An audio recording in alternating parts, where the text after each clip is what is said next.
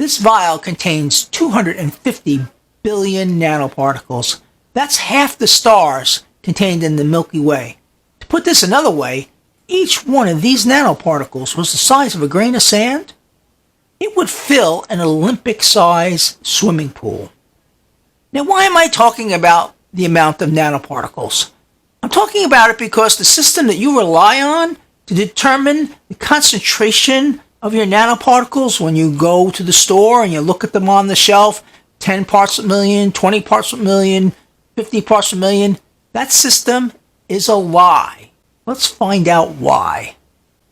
Let's begin the journey with the laser video microscope. Let me turn that on for you.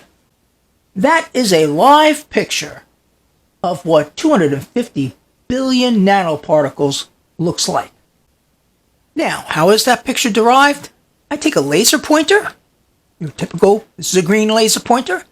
I shoot it through a special rig that illuminates the nanoparticles, makes them reflect the light back, and I'm able to look at the concentration of the reflection in the liquid to give me an idea of nanoparticle concentration. Now, if this was a usual show, I would turn around and look at this thing and I'd say, okay, that picture is a 50 parts per million solution.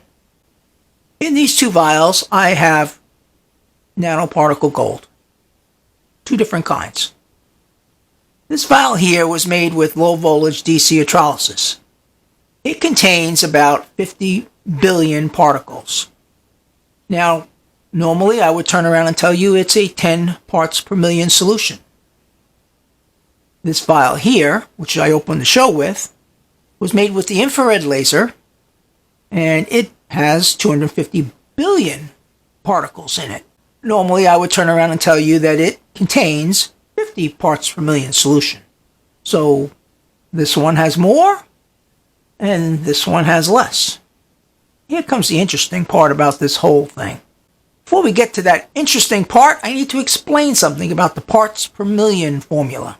So if we take a look at our parts per million formula, find out that it's derived by taking the amount of material that was used in the creation of a substance and dividing it by the amount of fluid that's in there. And then we come up with a parts per million, 10, 20, 30 parts per million. That's all well and good. If I was taking a teaspoon of a salt, and I was putting a teaspoon of salt in a glass of water and mixing that water up, that formula would work just fine. But it doesn't work with nanoparticles, and let's get into why. In this vial with ruby red gold, we have the 50 billion nanoparticles. It took 8 milligrams of gold to make this solution. In this vial, where we have the 250 billion particles used with the infrared laser, it used 2 milligrams of gold. Now, if I plug that into my formula, the parts per million on the one that has the more nanoparticles is actually going to be significantly lower than the one that used the more material but has less nanoparticles. So, you see the problem with the formula? As far as the body goes, it doesn't care how much material was used to create the nanoparticles. It only cares about how many nanoparticles it has to utilize. So naturally, the substance that has more nanoparticles in it, the 250 billion nanoparticles, is going to go a lot further than the substance that only has 50 billion nanoparticles in it. The difference with these two is how they were made. One process is much more efficient than the other process. The low voltage DC electrolysis process, in fact all the low voltage DC electrolysis process are very inefficient, whereas the infrared laser is much more effective. So how did I come to the parts per million that I'm showing you in my videos, that this is a 30 parts per million, this is a 50 parts per million? How did I come to that figure? Well, I based that figure on 15 parts per million silver. And here's why.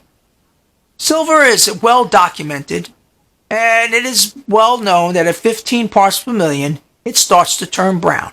So what I did was I cooked up a whole bunch of silvers, from 8 parts per million to 50 parts per million, and I took a look in the video microscope at each one to get a comparative view of what the concentrations look like when it went from low to high. And that's basically how I gauged my system on it. If you go to the store or online and you go to buy gold nanoparticles and you got 2 bottles there, one says 10 parts per million, the other says 10 parts per million, and they're 2 different manufacturers, you want to know what? You have no way of knowing which one has more nanoparticles because it doesn't say it. It just says what the parts per million were. And if you don't know how it was made, different processes are more efficient than other processes. So the parts per million formula really doesn't work for nanoparticles at all.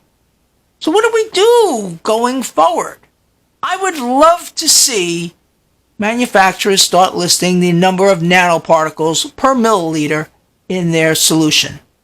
But we need to talk about something. We need to relate in some way, shape, or form. If I start talking about billions of nanoparticles per milliliter, it doesn't mean anything to anyone who's been programmed into the parts per million system. You see the problem that we have.